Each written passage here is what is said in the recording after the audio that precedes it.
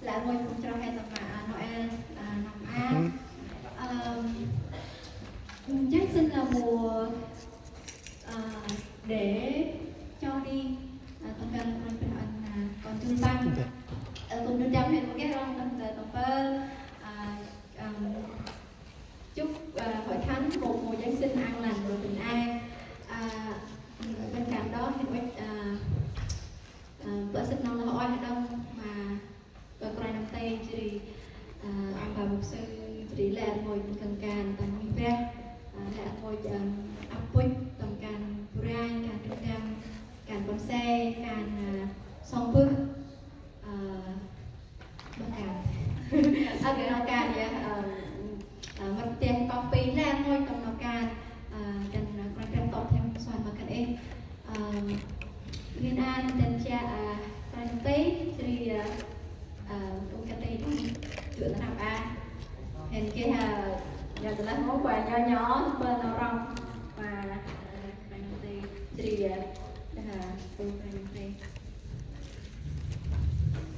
là hỏi nào can chuyện cái đấy tầm từ năm tới đây đó tình đang tàu theo năm xoan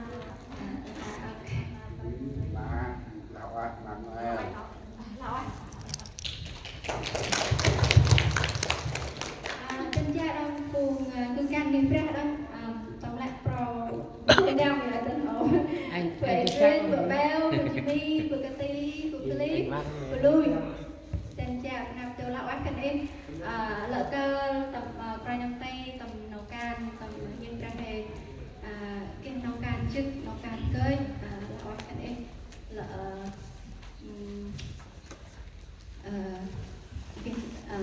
cả tầm game ra tên dội đầu người gương một cái lăng sập then right about that. Merry Christmas lah, then bring back to this. To you too, okay?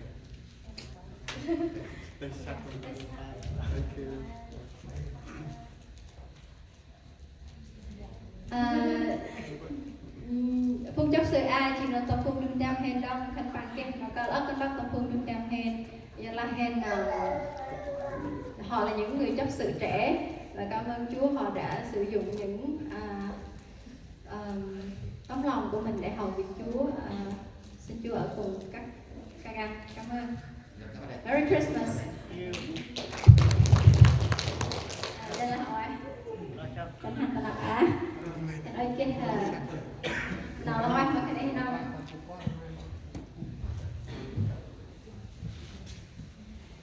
giờ thì là họ là những rừng cột, những trưởng lão trong hội thánh. Thế đây là khích lệ tinh thần cùng đứng trăm hay ăn ăn cho đi cùng đó ăn ăn tình quay ra tàu em không sao cái đấy là chắc UNT nhận dùng cho em thì cái đấy tự chọn cặp là hay quan hơn được trang nhân tổng con trẻ thì là oai lên ngồi cùng rai trong game ra đó kìa cái đấy cái nó ca đó oai lên ngồi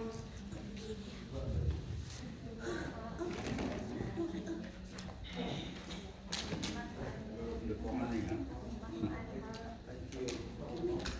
Merry Christmas. Merry Christmas là oai lên ngồi Đặc biệt là lỗi áp mình phải ăn từ năm cái xong lên áp nghiệp ra hè xem cái anh xem đã coi tên nhiều tên sự lỗi lên mà ta mang vào là livestream hay trên make coi nè xem coi đang nô tâm thích vì nào xem sắp lỗi chuyện là nấu can thân bằng là giờ thì là thầm lặng là giờ không hề vô sợ cần cái này nấu can thầm lặng em có cây rong giờ là hèn một cái làm rình rong mọc sạch để phải vừa ăn mà hèn tình gia nấu tâm thì coi tên thành là bà là ôi thì đây là vật mình không hề cần ra lắm nhưng là thân bằng con nấu can đâu đây là ôi là Merry Christmas. Welcome, thank you. Sẽ là anh là ngôi tận giao này là hôn ở nhà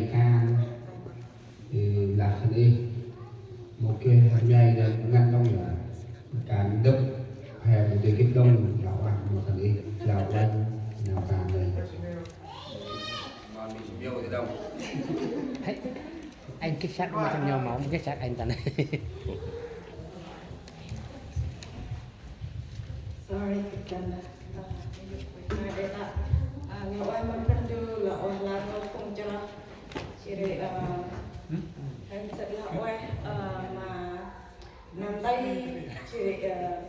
mẹ Adrian ông cả tay này nhà ông gửi Zion cái tờ bằng cao thêm cầm quân con xe cái tờ này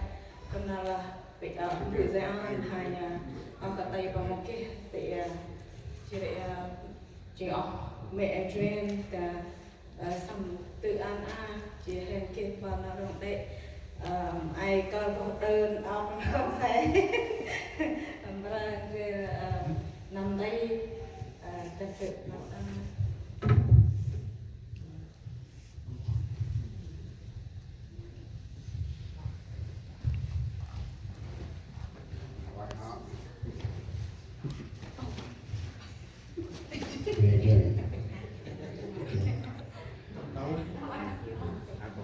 Đây là bác tham can cho em còn xe hả? con bây giờ ấp mà hen Merry Christmas rồi Merry Christmas. Không có ai sát anh. Để chúng chạy sát chị ở mặt mò đi mà. Ý của tôi đông là oan mà lẽ ngôi đã đủ mặt mất chạ oan cùng cho hè nằm ai là cái đi ở miền nào ca rinh ngân thì cực một lâu lắng đó chị giờ là tầm nào tôi mong hè nào thì cho bên cung nào tất kia áp nạc xa tầm từ nam ai thì là phòng ốc ngân đông thì hay số nhưng mà đặc biệt tầm hay chích bia đấy tầm Việt Nam và nạc xa bị bữa trên miền Bắc mà không tông nữa nào tất thì in sao chơi cái đi tăng đông và bài sao cả lúc này nào in sao chơi đồng hôm lọc pa ban để anh đi áo xỉ thì về chiều sẽ ôi nhân thì nó nghĩ là hè tầm qua khi mà tầm qua lên đọc mà nạc xa thì nằm em nhưng mà thiệt hại cái này tính phù tính sơ là 700 triệu là thì giờ là hiện tại sản chặt đường để từ buộc sợ một mông kia đông to rồi mông kia nói sang mông kia đông nào tắt thì tận cái này kia rồi tầm còn an một nào tắt an thì nào cái bu ta he của mình là thì nào cùng ác nó là nạp xa thành bằng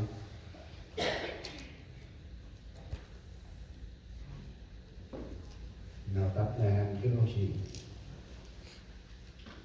thì hai cuốn zoom chặt lừa đấy chỉ cái mà ăn để đấy là nạc xa thành bằng cái ngói đông đặc này nằm để ở phụ yên môn nẹ nạc xa thành bằng đó ôm ôi đây chỉ là hành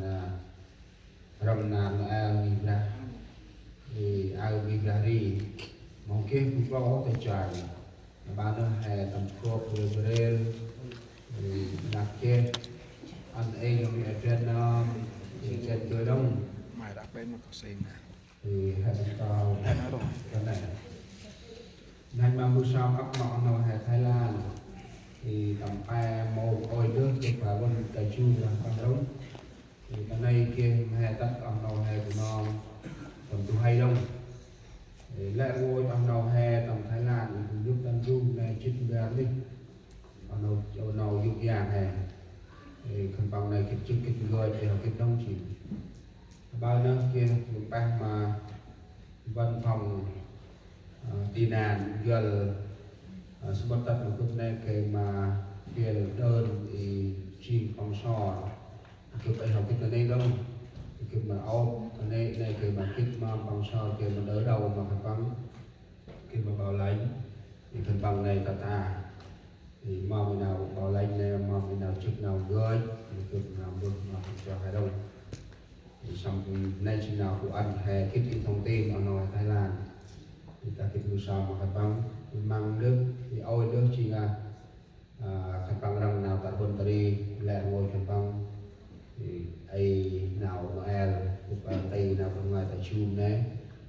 mô ôi được ba đông cứ một cái đông nào ấy thì cứ nòng bước nào cũng là ra ôi ta nhìn ra he tầm tu môn nói ta nhìn ra ngày nằm tại bùi viên thì ta là hai cái môn thì đồng điều ta này chỉ đi ba môn ra đóng nhìn ra một sư giáo thì cũng nói cái môn đồng ta này này mà 5 môn ma đông thì ngày nằm tại một sư dịch thì ta mình là dân thì thành phong chia hai đông là cái môn đồng điều ta này thì tôi cái này thì mình kích thì nào hành nên mà tiền bài đông là tập nát xa hè cái nào cũng xong thì hàm bước lo cái mà cứ thực kích giờ là tầm na đã cùng mong cái tự chơi thì giờ nói của hắn tự disro shit nói của hắn tất tự chơi mọi mi xong vô thì bằng tầm 3 quan môn này bằng ra làm xong tới đây chỉ ôi đang tầm 2 môn thì cứ hắn tất tự chơi unuy thì nằm bằng quan cái thì buổi sáng tầm sinh môn của hắn ta cái bro này rộng nào hơn thì tầm tôi nát đây cũng tăng nào bước cái tầm sinh con buổi sáng thì là qua cái này thì là ông nào hay cái na rồi bá mua làm món nào can hay là ăn tập lúc đấy mua làm bước qua lần hòn là lúc cái này tập nào buổi sáng tầm nát xa và bà ru làm mô này thì hay tầm bước nó cái tập bon đúng tầm pri hay nam pri vì là nát đây là sự vụ nam tây quanh nam tây hành áp nát xa buổi sáng mà khani thì là khani tầm pri hay tầm pri ba đấy khani ru mô này cực một lão hành là khani quan mà cực tới tắt thì ôi mô sắp xếp của đi tắt này